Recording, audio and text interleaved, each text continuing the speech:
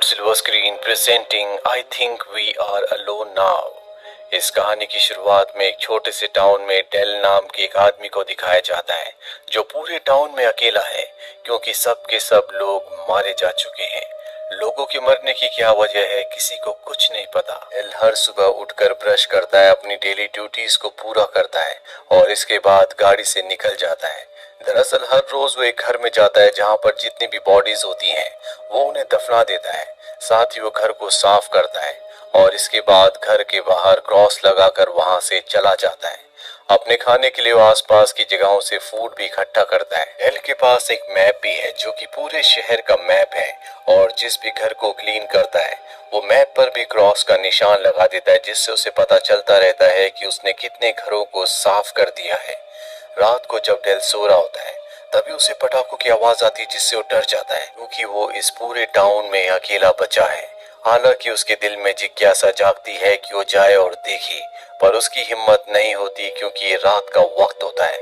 इसीलिए अगली सुबह वो बाहर जाता है जहां वो सड़क के किनारे कार को देखता है जिसका एक्सीडेंट हुआ था। दरअसल ये कार एक दिन पहले यहाँ पर नहीं थी, इसीलिए डेल उस कार के पास जाता और देखता है कि उसके अंदर एक लड़की है जो बेहोश है। साथ ही गाड़ी के पीछे गन भी होती है। वो उस लड़की को घर ले आता और कमरे में बंद कर देता है क्योंकि उस लड़की के पास गन थी। कुछ देर बाद जब उस लड़की को होश आता है तो वो अपने आप को कमरे में देखकर हैरान हो जाती है क्योंकि उसको भी यही लगता था कि इस दुनिया में सिर्फ वही अकेली बची है। वो दरवाजा खोलने की कोशिश करती है लेकिन दरवाजा लॉक्ड होता है। इसके बाद वो दरवाजे को नॉक करती है। डेल समझ जाता है कि वो लड़की जाग चुकी है, इसीलिए वो दरवाजे के पास आता है और उस लड़की से पूछता है क्या तुम अकेली हो। वो लड़की कहती है कि मैं पिछले कई दिनों से अकेली हूँ, इसीलिए लगातार ट्रैवल कर रही थी। डेल पूछता है कि तुम्हारे पास गन कहाँ से आई। वो कहती है कि गन मुझे रास्ते में मिली थी, मैंने अपनी सेफ्टी के लिए अपने पास रख ली। डेल दरवाजा खोल देता है पर वो कहता है कि तुम यहाँ पर नहीं रह सकती। दरअसल डेल उस लड़की को अपने पास नहीं रखना चाहता, इसीलिए वो लड़की को बाहर आने के लिए कहता है। उसकी गाड़ी की चाबी उसे देता और कहता है कि तुम यहाँ से चली जाओ। वो लड़की कहती है कि मेरा नाम ग्रेस है, मैं नहीं जानती कि मुझे कहाँ जाना चाहिए, मैं तुम्हारे साथ रहना चाहती हूँ। पर उसकी बात का वो कोई जवाब नहीं देता और वहां से चला जाता है। डेल एक लाइब्रेरी में जाता है जहां पर वो रहता है। दरअसल ग्रेस को जिस घर में ले गया था वो उसका घर नहीं था, वो यहाँ लाइब्रेरी में रहता है। ग्रेस भी उसका पीछा करते हुए यहाँ पहुंच जाती है लेकिन वो ग्रेस को देखकर कुछ नहीं कहता बल्कि उसे खाने के लिए कुछ खाना देता है। खाना खाते हुए ग्रेस उससे पूछती है कि तुम्हारे चारों तरफ डेड बॉडीज हैं, ये पूरा का पूरा शहर खत्म हो चुका है, क्या तुम्हें अकेले रहते हुए अजीब नहीं लगता। डेल को उसकी ये बात अच्छी नहीं लगती। वो कहता है कि पहले शहर में 1600 लोग रहा करते थे लेकिन तब भी मैं पूरी तरह से अकेला था, इसीलिए मुझे किसी के होने ना होने से कोई फर्क नहीं पड़ता। और ये कहकर वो उठकर वहां से चला जाता है। उसका बिहेवियर बहुत ज्यादा रूड होता है, इसीलिए ग्रेस डिसाइड करती है कि वो डेल के साथ नहीं रहेगी। वो अपनी गाड़ी में जाती है और यहाँ से जाने वाली होती है कि तभी डेल आ जाता है। डेल को अपनी गलती का एहसास है। वो ग्रेस से कहता है कि तुम मेरे साथ रह सकती हो। ग्रेस भी वहां पर रुकने का फैसला कर लेती है, जिसके बाद डेल उसे बताता है कि कैसे वो हर रोज एक घर में जाता है जिस घर को क्लीन करता है और उस घर में जितनी भी बॉडीज होती है उन्हें दफना देता है। साथ ही वो उसे ये भी कहता है कि घर में जितने भी इलेक्ट्रॉनिक्स की चीजें हैं उन सबको हमें इकट्ठा करना है। अभी एक घर में जाते हैं जहाँ से बॉडी को उठाकर ये दफना देते हैं। दफनाने के बाद वहां से डेल जाने लगता है। ग्रेस कहती है कि ये इंसान है, हमें इनके लिए प्रेयर करनी चाहिए। डेल उसकी बात मान जाता है और ग्रेस के साथ वो भी प्रेयर करता है।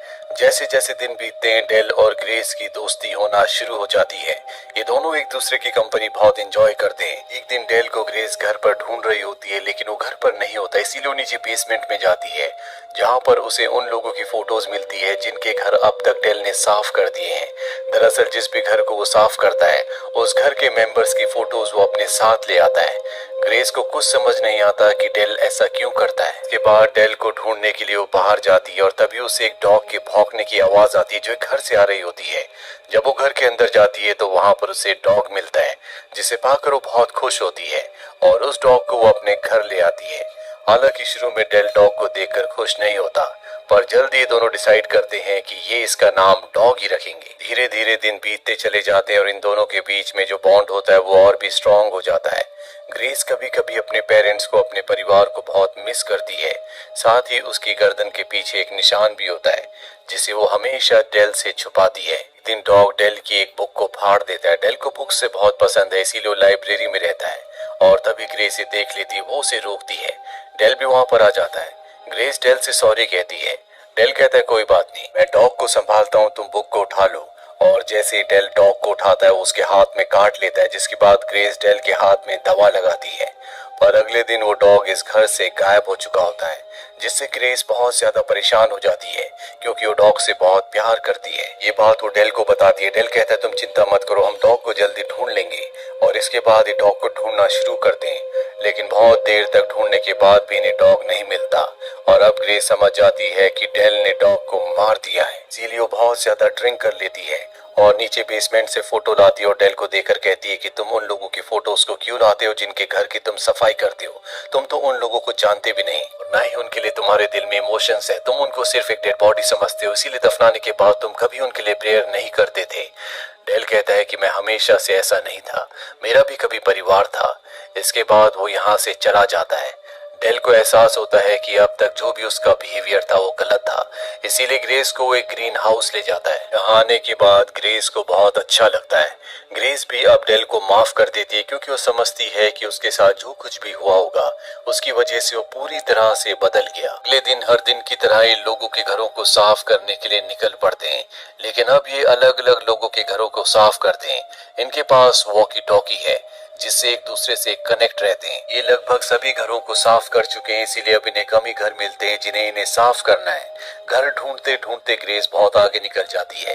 जहां पर उसे एक घर मिल जाता है वो रेडियो से, वॉकी टॉकी से डेल को भी उस जगह बुला लेती है। डेल जब उस घर के अंदर पहुंचता है तो ग्रेस पहले से सफाई कर रही होती है। डेल यहाँ पहुंचकर बहुत इमोशनल हो जाता है। वो ग्रेस से कहता है कि हमें यहाँ पर सफाई करने की कोई जरूरत नहीं है। ग्रेस समझ जाती है कि ये डेल का घर है। डेल अपने परिवार वालों की बॉडीज को फेस नहीं करना चाहता, इसीलिए यहाँ से जाना चाहता है। पर उसके अंदर हिम्मत आती है और वो तय करता है कि वो इस घर को ग्रेस के साथ मिलकर साफ करेगा। इसके बाद वो अपने परिवारजनों की बॉडीज को दफना देता है। वो उनके लिए प्रेयर भी करता है और जब घर वापस आता है तो ग्रेस डेल से कहती है कि मैं तुम्हें कुछ कहना चाहती हूँ। डेल कहता है कि कहो, और तभी वो उसे किस कर लेती है। इसके बाद डेल सो जाता है और सुबह जब उसकी नींद खुलती है तो उसे नीचे से किसी के बात करने की आवाजें आती है, जिन आवाजों को सुनकर वो डर जाता है क्योंकि ग्रेस के अलावा इस घर में कोई भी नहीं है। वो गन लेकर नीचे जाता है। हाँ, वो देखता है कि एक कपल घर पर है जो कि ग्रेस के मॉम डैड है। ग्रेस के डैड ग्रेस से कहते हैं क्या तुमने डेल को हमारे बारे में नहीं बताया। ग्रेस के चेहरे पर डर होता है। ग्रेस के डैड कहते हैं कि अब भी ऐसे बहुत सारे इंसान हैं जो जिंदा हैं, जिनमें कुछ डॉक्टर्स भी हैं और वो दूसरे लोगों का इलाज कर रहे हैं। लेकिन डेल को ये सब कुछ अच्छा नहीं लगता, इसीलिए वो घर से बाहर आ जाता है। ग्रेस भी उसके पीछे बाहर आती है। डेल कहता है कि तुमने मुझे इस बारे में कभी क्यों नहीं बताया। ग्रेस बताती है कि ये मेरे असली मॉम डैड नहीं है, बल्कि इन्होंने मुझे अडॉप्ट किया था और जैसे दिखते हैं वैसे नहीं है। हालांकि वो उसे बहुत कुछ बताना चाहती है, लेकिन डेल उसकी बात नहीं सुनता और गाड़ी लेकर वहां से निकल जाता है। शाम को जब वो घर वापस लौटता है तो ग्रेस के डैड कहते हैं कि हम अपनी बेटी को कैलिफोर्निया लेकर जा रहे हैं, अगर तुम चाहो तो तुम भी हमारे साथ आ सकते हो। पर डेल साफ साफ मना कर देता है। फिर भी ग्रेस के डैड अपने घर का एड्रेस एक बुक में लिखकर वहां से अपनी बेटी को ले जाते हैं। और जब ग्रेस गाड़ी में होती है वो ग्रेस की मॉम की गर्दन के पीछे भी हम वैसे ही निशान देखते हैं जैसा कि ग्रेस की गर्दन के पीछे है। वहीं हमें दिखाया जाता है कि डेल ग्रेस के जाने के बाद अब बहुत अकेला महसूस कर रहा होता है क्योंकि पिछले कई दिनों से वो ग्रेस के साथ था। उसे ग्रेस की आदत हो गई थी और अब वो तय करता है कि वो कैलिफोर्निया ग्रेस से मिलने के लिए जाएगा।